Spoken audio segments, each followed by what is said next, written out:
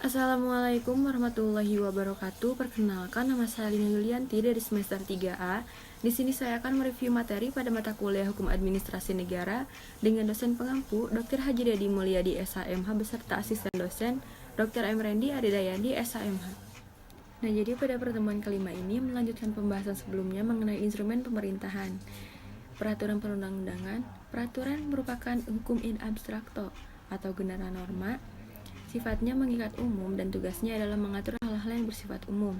Secara teoritis, istilah perundang-undangan mempunyai dua pengertian. Yang pertama, perundang-undangan merupakan proses pembentukan atau peraturan-peraturan negara, baik tingkat pusat maupun tingkat daerah.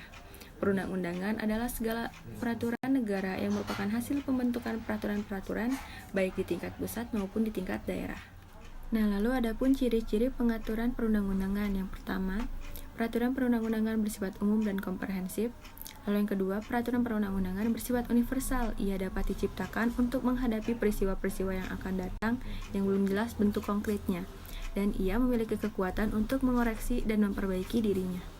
Peraturan perundang-undangan adalah semua peraturan yang bersifat mengikat secara umum yang dikeluarkan oleh Badan Perwakilan Rakyat bersama pemerintah baik di tingkat pusat maupun di tingkat daerah, serta semua keputusan badan atau pejabat tata usaha negara baik di tingkat pusat maupun di tingkat daerah yang juga mengikat umum.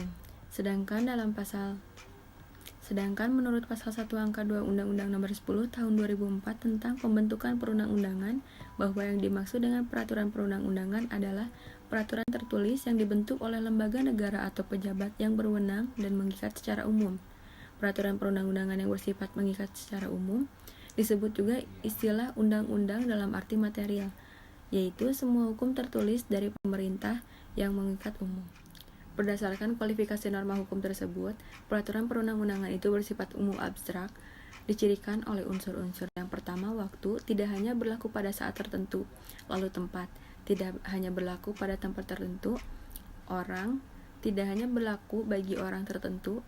Dan fakta umum, tidak hanya ditujukan pada fakta umum tertentu, tetapi juga untuk berbagai fakta umum yang dapat berulang-ulang. Dalam negara kesejahteraan, tugas pemerintah diantaranya yang pertama, melaksanakan undang-undang yang telah dibuat oleh DPR. Lalu yang kedua, menyelenggarakan kepentingan umum atau kesejahteraan sosial. Yang ketiga, turut campur tangan dalam kehidupan masyarakat dalam batas-batas yang diperkenankan oleh hukum. Lalu yang keempat, membuat dan menggunakan peraturan perundang-undangan. Cukup sekian yang bisa saya sampaikan. Mohon maaf bila ada kesalahan. Wassalamualaikum warahmatullahi wabarakatuh.